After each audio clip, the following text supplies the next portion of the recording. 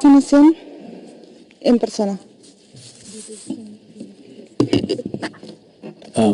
Madam Chairperson, esteemed delegates and colleagues, I represent Kailasa Nation led by Supreme Pontiff of Hinduism, Sri Nityananda Paramashivam, which speaks on behalf of 2 billion Hindus around the world who do not have a voice representing them in these international forums. I want to specifically bring to light the attack on minority Hindu traditions.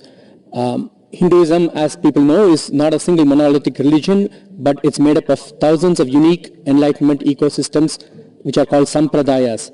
In recent times, many Hindu gurus, Hindu minority traditions and temples have come under attack by majority ideologies, and a large number of traditions have virtually disappeared. There has been no recognition of the attacks by international human rights groups, as in these cases it is difficult for outsiders to distinguish the attackers from the attacked. For the past 10 years, the Kailasa Nation and SPH Sri Nityananda Paramashivam have been attacked and silenced in India as a religious minority, as a linguistic minority, and because extremist elements are opposed to Kailasa's stance when it comes to the rights of women, including marginalized Dalit women and the rights of members of the LGBTQ and transgender communities.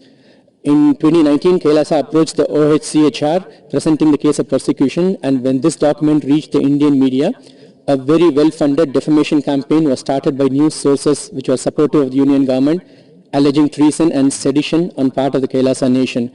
A number of false cases were subsequently registered against Kailasa leaders, and one of our university campuses for women in the state of Gujarat was razed to the ground in a matter of days by mobs along with the local government.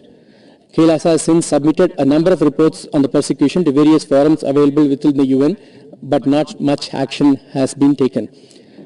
In June 2021, Kailasa made a submission on the attacks of ASMT women in the session by the UN Committee on Elimination of Discrimination Against Women on the Rights of Indigenous Women, and further submitted reports how to end femicide and on gender justice.